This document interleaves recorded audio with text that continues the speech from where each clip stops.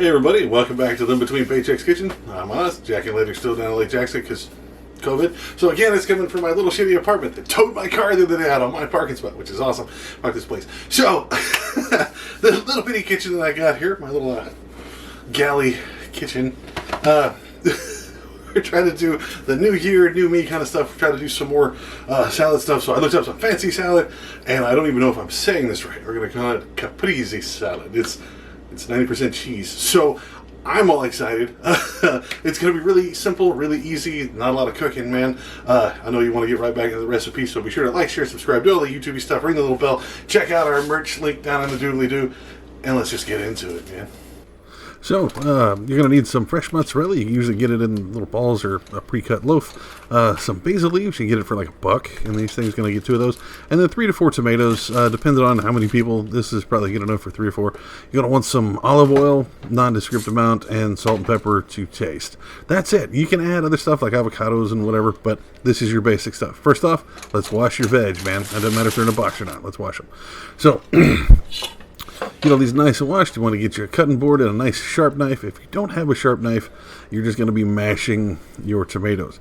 Now, the original recipe called for heirloom tomatoes. Now, these were not handed down by family or something. I don't know what the hell an heirloom tomato is. Probably something fancy. I've heard of heirloom corn or whatever.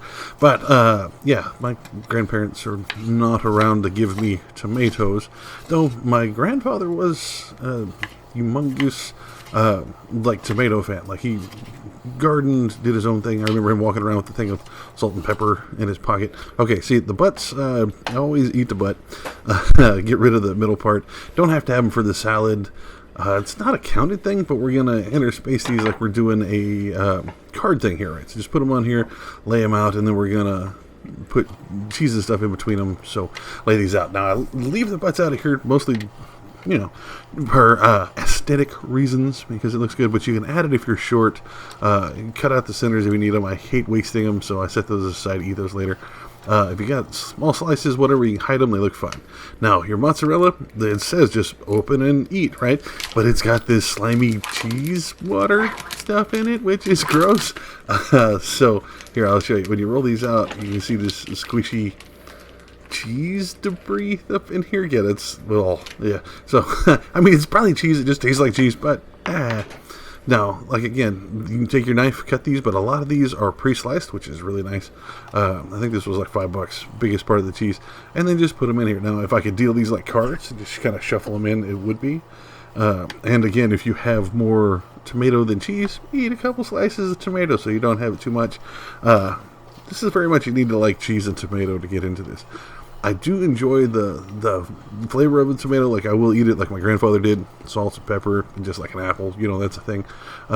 Oops, see, that piece just didn't look right, so went ahead and ate that. So, just slice these in, put them in here, get you a nice plate. Mine's got a sparkly Jolly Roger under it, and just happened to work out perfectly that we had just enough slices to go with our tomato stuff. Now, your basil's nice and washed, nice and clean. Now, you don't want the full leaves, like these are really, really big.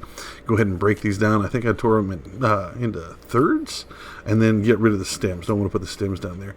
You can put them, pile them up in the middle, any of the extra middle, put a couple on the top of it, make it look good. This is where you get to be all fancy with it, being artistic, and watch some, try to escape off the plate. You can tear them up into smaller pieces as you want. You can put these in here. Now, as soon as I tried this, the first thing I thought is, man, this would go good with XYZ. Like, my brain kind of ran wild with it. Like, I'd love to try it with some salmon, some crab meat, even imitation crab meat, that kind of stuff.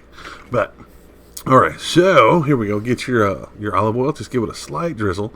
Don't want to over oil your quote-unquote salad here. Just give it enough to where it'll be on each bite, and that's it. You don't want to drown the whole thing. You don't want it floating in that. Now, salt and pepper to your taste. Now, I'm not a big fan of salt, so I gave it a light dusting of the cracked salt. You can use any kind of salt, but go very, very light on that. And then pepper. I use my correct pepper because it makes me feel fancy, because I get to put my pinky out when I make it. Put it over the top of that, and this is it. This is your basic Caprese salad. Now, when you serve it, you want to do like 5 or 6 of these little slices here. So, like, every quarter of the plate would be good for. Always eat it when it tries to run away. So you want to go ahead and serve it out there. Let people serve it. You can eat this by yourself as a standalone meal, which is I did. You guys need to try this thing. This is outstanding. Now, immediately the first thing I thought about was baking this. I want to bake this, put some, like I said, some salmon and some crab with it. You can also put mint leaves in it if you feel like it, if you have the budget for it. I've also heard of strawberry slices and plum slices. This is really good. This is really nice, but it is a lot of cheese. Like I said, it's not as healthy as most salads would be because of the cheese content, but it is better than just working down that extra burger or whatever. This is really nice. If you try this, man, gotta let me know. I want to revisit this, and I want y'all to let me know this. A quarter of this fed me for an entire meal. This is going to fill me up. This is great. Try this, y'all. And there you have it, folks. Super fancy, mostly cheese and tomato stuff. So it's a nice, quick one. Again, doing some more salads because it's New Year, new me, but we're going to get back into some cooking stuff. As a matter of fact, I think next week I'm going to have a bunch of fried stuff. So New Year, same me next week. So if you do this differently, you want to see us do it differently, have ideas to do that kind of stuff, we're always taking ideas for recipes, man. You can find us, put it here, put it down in the comments. We very much appreciate that. You can also find us on social media, Facebook, Pinterest, and Patreon. You can find us at all those at Living Between Paychecks Kitchen. Shout out to our patrons. Patrons. Thank you very much. Without you guys, we couldn't do this. And you can also find us on Instagram at Living Between. That's a lot of pictures and a lot of updates over there, just silly cooking memes when I find them. And until next time, man, I will see you later. I'm going to go eat some of this salad. It's all cheese. It's awesome. Look.